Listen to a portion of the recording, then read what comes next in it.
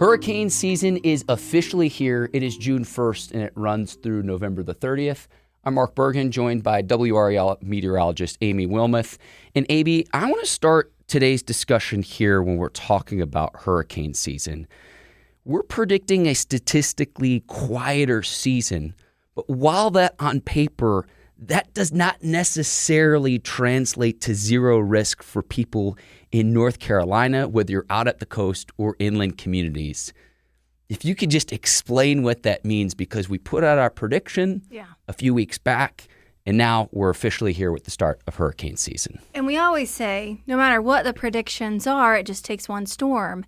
And sometimes it can be just a tropical storm moving through North Carolina to have devastating impacts. Think about Helene. It was a tropical storm when it moved through our North Carolina mountains, and we saw what it did. So while we like to give predictions on how a season might go, we do always say it only takes one storm, and it doesn't even have to be a hurricane to have those devastating impacts. Helene's the great example, too, where it's not just a coastal problem. You know, that to me, I've been here for about 4 years, Aimee, and it was like, well, we're still here in Raleigh, we're 2 hours inland. How big of an impact could it really be? But we saw Helene in the mountains just absolutely devastate parts of western North Carolina. So yeah, you're right with just one storm. I also wanted to discuss, when we're talking about this year's hurricane system, how a strong El Nino will impact tropical development. What does that mean? Well, so when we have an El Nino, and this year it's pretty much a sure thing that we're going to have an El Nino. That typically means a slower season for us. And with El Nino, what that does is it just means we have some stronger winds in the upper levels, which can help tear apart storms.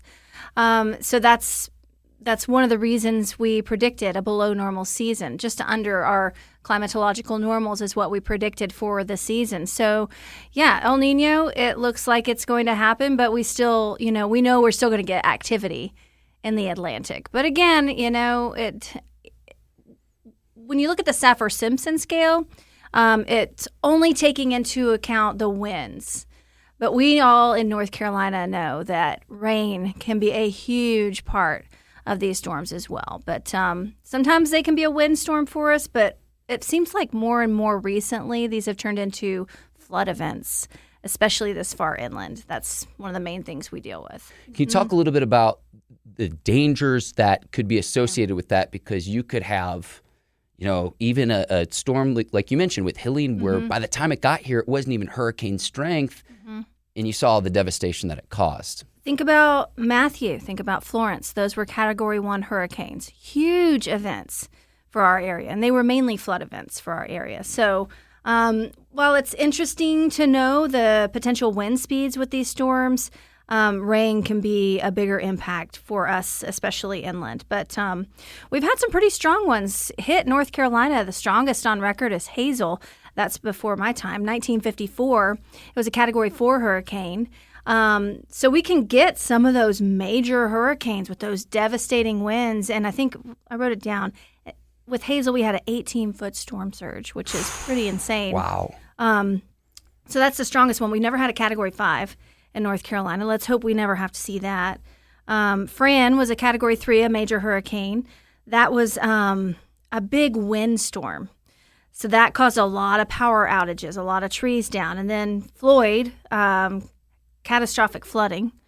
Floyd was a Category 2. Florence flooding, Matthew flooding, those were both Category 1s. And then Helene was a tropical storm. And I almost said it was just a tropical storm, but that would minimize what it did. So we try to never say this is just a tropical storm or this is just a Category 1, because the impacts can still be very, very major. I think about as soon as you get into a major hurricane, so Category 3 and above, winds of 111 miles per hour and up, and I think about an object that can be lifted in the air to where it effectively can become like a projectile. Yeah. And go ahead, hop in. Well, the Saffir-Simpson scale also doesn't take into account the tornadoes that we get. And we get those every time. It's a great point. We get them every time. You already have a rotating system. And so, the tornadoes within these can produce even stronger winds than that. So sometimes the devastation can come from the tornadoes within those outer rain bands. It's an excellent point. The good news, at least if you're looking at this year's tropical outlook, we're talking about 11 to 14 named storms on average. It's about 15. 5 to 7 hurricanes on average. It's about 7. And then 2 to 3 major hurricanes. The average season typically gets about 4. So a little bit below average. But like you say, Aimee, it only takes one where it's like that can be the one that's very memorable. Mm-hmm. Even if it's not necessarily even a hurricane, even the tropical storm. I mean, I saw it out a little bit in Florida during my time before I moved to North Carolina of just some of the devastation and the damage to homes. Mm-hmm. And it can be when people are least expecting it too. You mentioned the storm surge and some of the other storm impacts. Especially for people out at the coast, are there other things and factors that people should account for beyond just the storm itself?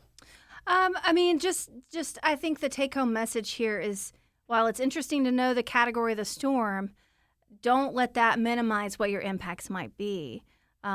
Category 1, that can do a lot of damage. I would say the preparation as well. Preparation, and we did a YouTube on that as well, how to prepare, how to have all the things that you need.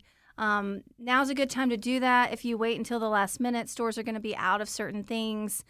So it's always nice. I mean, I don't think batteries can expire. Maybe they can, but I think it's always nice to have on hand certain things that aren't going to expire. I mean, you're going to need it at some point, most likely. Yeah, if you're watching this, I would highly recommend the WRAL app, the WRAL Weather app specifically.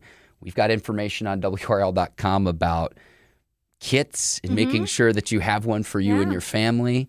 And we're doing, now that we're in the season, we're doing at least 2 tropical update videos just to kind of keep you posted. Even if there's nothing happening, we like to assure people, like, hey, there's really nothing right now and here's why. Or there's nothing right now, but this might form something that we're watching. And we do that at least twice a day. If there's a lot of action, then we're going to update that several times a day as well. I would say if you're watching this somewhere in the state in North Carolina, you're by the coast, know your coastal zone as well. Know your evacuation zone. And then I would also say, too, make sure you know what your flood insurance policy is for your home, your property, your business as well. Yeah, especially as we're starting to see more and more of these flooding events. It's important to know what that policy says. Anything else I've missed here, Aimee, that you think would be important for our listeners and viewers to know?